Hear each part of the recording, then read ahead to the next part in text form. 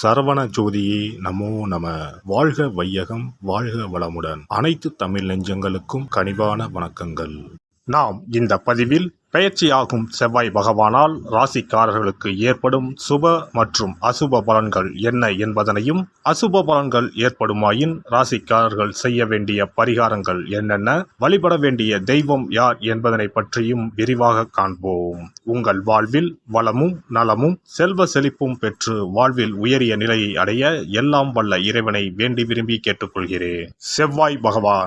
செவ்வாய் பகவான் சகோதரக்காரகன் ஆவார். சிவப்பு நிறத்தின் அதிபதி, ஆண் கிரகம், அதிலும் தைரியமான கிரகம்.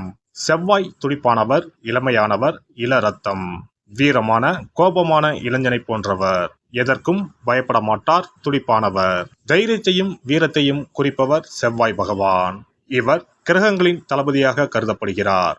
செவ்வாய் பகவான் மேசம் மற்றும் விருச்சிக ராசிகளின் அதிபதியாக உள்ளார். ஒருவருடைய ஜாதகத்தில் செவ்வாய் சுபஸ்தானத்தில் இருந்தால் அந்த நபர் வீரம், தைரியம், ஆற்றல் மற்றும் சக்தி வாய்ந்தவராக இருக்கிறார். அனைத்து கிரகங்களும் ஒரு குறிப்பிட்ட காலத்தில் தங்கள் ராசியை மாற்றுகின்றன. இவற்றின் தாக்கம் அனைத்து ராசிகளிலும் காணப்படும். செவ்வாய் பெயர்ச்சியும் அனைத்து ராசிக்காரர்களின் வாழ்விலும் ஒரு குறிப்பிடத்தக்க தாக்கத்தை ஏற்படுத்தும். இந்த வருடம் ஜூன் 1ஆம் தேதி சனிக்கிழமை அன்று செவ்வாய் பகவான் தனது சொந்த ராசியான மேசத்தில் பயிற்சியாக உள்ளார். செவ்வாய் கிரகத்தின் இந்த பயிற்சியானது மாலை 3:39 நடைபெறும். செவ்வாய் பகவான் ஜூன் 1 முதல் ஜூலை 12 வரை மேசராசியில் இருப்பார். மேசத்தில் ஏற்படும் செவ்வாய் பயிற்சியானது ருச்சக ராஜயோகத்தை உருவாக்கும். இதனால் சில ராசிக்காரர்களுக்கு அற்புதமான நற்பலன்கள் கிடைக்கும். செவ்வாய் பகவான் மகர ராசியில் அல்லது அதன் சொந்த ராசியான மேசம் அல்லது விருச்சகத்தில் இருக்கும்போது இந்த ருச்சக ராஜயோகம் உருவாகிறது. இந்த அற்புதமான சேர்க்கை ஏற்படும் போது அதன் செல்வாக்கின் கீழ் உள்ள ராசிக்காரர்கள் மிகவும் தைரியமாக, துணிச்சலாக மாறுகிறார்கள். சமூகத்தில் அவர்களின் கௌரவம் அதிகரிக்கிறது. பணிபுரியும் இடத்தில் தனி மரியாதை கிடைக்கிறது. இனி செவ்வாய் பெயர்ச்சியால் ஏற்படவுள்ள ருச்சக ராஜயோகத்தால் அதிகப்படியான நல்ல பலன்களை அடைய உள்ள ராசிகளை பற்றி காண்போம். எந்த ஒரு காரியத்தையும் நிதானமாக செய்து முடிக்கும் ரிஷபராசி அன்பர்களே, இந்த செவ்வாய் பெயர்ச்சியின் போது பணவரத்து அதிகமாகவே இருக்கும். உங்களது கருத்துக்கு மற்றவர்களிடம் வரவேற்பு இருக்கும். எதிர்ப்புகள் விலகும். தடைப்பட்ட காரியங்களை மீண்டும் செய்து முடிக்க தேவையான முயற்சிகளை மேற்கொள்வீர்கள். மனதில் புதிய உற்சாகமும் தைரியமும் உண்டாகும். வசதிகளுக்கு குறைவு இருக்காது. தொழில் வியாபாரத்தில் இருந்த போட்டிகள் குறையும். புதிய ஆர்டர்கள் பெறுவதில் சிந்தனை செலுத்துவீர்கள். உத்தியோகத்தில் இருப்பவர்களுக்கு வேலை செய்யும் இடத்தில் இருந்த பிரச்சனைகள் குறையும். அலுவலகம் தொடர்பான பயணம் செல்ல வேண்டி இருக்கலாம். குடும்பத்தில் இருந்து வந்த பிரச்சனைகள் குறையும். கணவன் மனைவிக்கு இடையே இருந்து வந்த மனக்கசப்பு மாறும். குழந்தைகள் நலனில் அக்கறை செலுத்துவீர்கள். புதிய நண்பர்களின் சேர்க்கை, அவரால் உதவிகள் உண்டாகும். சுப விரய செலவுகள் அதிகரிக்கும். பெண்களுக்கு தடைப்பட்ட காரியங்களை செய்து முடிக்க மீண்டும் முயற்சிகள் மேற்கொள்வீர்கள். உற்சாகம் உண்டாகும். கலைத்துறையினரை பொறுத்தவரை எந்த விவகாரத்தில் சிக்கினாலும் சாமர்த்தியமாக மற்றவரை முன்னிறுத்தி தான் தப்பித்துக் கொள்ள வேண்டி வரும். எதிர்பார்த்த பணம் வந்து சேரும். விருந்து கேளிக்கை நிகழ்ச்சிகளில் பங்கேற்க நேரிடும். சாதுரியமான பேச்சின் மூலம் காரிய வெற்றி உண்டாகும். அரசியல் துறையினருக்கு உங்கள் வளர்ச்சியில் இருந்த முட்டுக்கட்டைகள் நீங்கும். பயணங்கள் செல்ல நேரலாம். பணவரத்து திருப்தி தரும். கடினமாக உழைக்க வேண்டியிருக்கும். அதன் மூலம் நல்ல பலன்கள் கிடைக்கப் பெறுவீர்கள். மேலிடத்தின் கனிவான பார்வை உங்கள் மீது விழும். மாணவர்களுக்கு கல்வியில் வெற்றி பெறுவோம் என்ற நம்பிக்கை அதிகரிக்கும். கவலை நீங்கும். நட்சத்திர பலன்கள். கார்த்திகை 2, 3, 4ஆம் பாதங்கள். கணவன் மனைவிக்கு இடையில் இருந்த கருத்து வேற்றுமை நீங்கும். சகோதரர்களிடம் கவனமாக பேசி பழகுவது நல்லது. பிள்ளைகளால் டென்ஷன் ஏற்பட்டு நீங்கும். ஆரோக்கியத்தில் கவனம் தேவை. ரோகிணி நட்சத்திரம். எடுத்த காரியத்தை செய்து முடிப்பதில் தாமதம் உண்டாகலாம். அடுத்தவருக்கு உதவிகள் செய்யும் போது கவனம் தேவை. மாணவர்கள் கல்வியில் வெற்றி பெற தடைகளை சந்திக்க வேண்டியிருக்கும். வீண் அலைச்சலை தவிர்ப்பது நல்லது.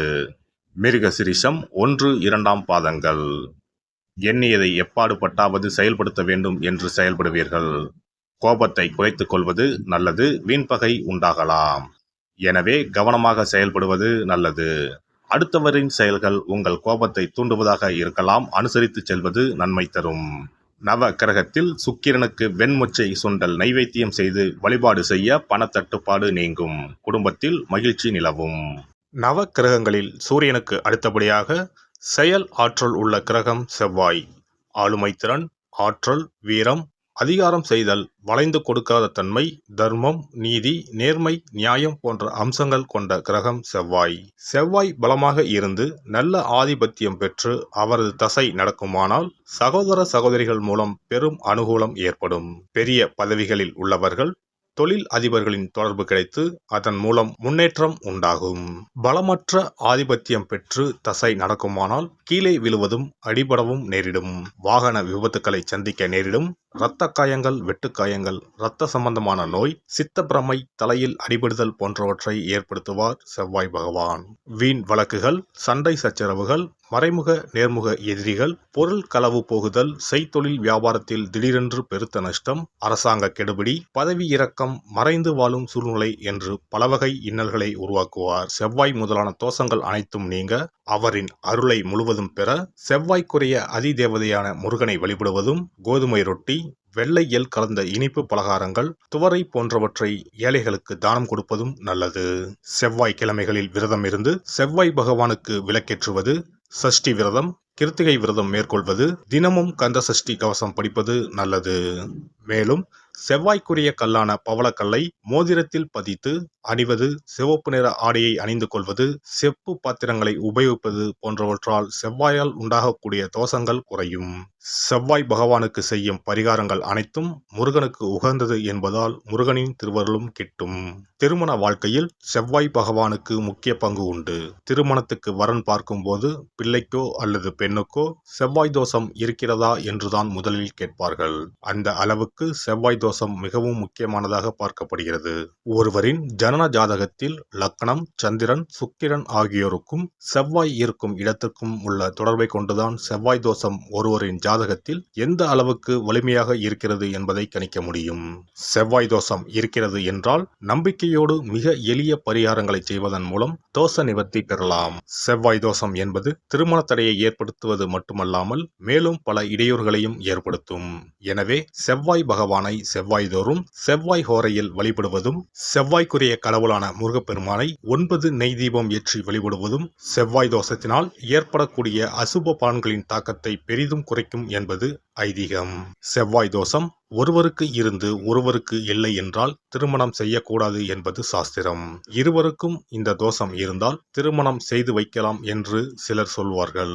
ஆனால் பொதுவாக தோஷம் ஒருவருக்கு இருந்தாலும் சரி அல்லது இருவருக்குமே இருந்தாலும் சரி, தக்க ஜோதிடர்களை ஆலோசித்து முறைப்படி பரிகாரங்கள் செய்வதுதான் சரி.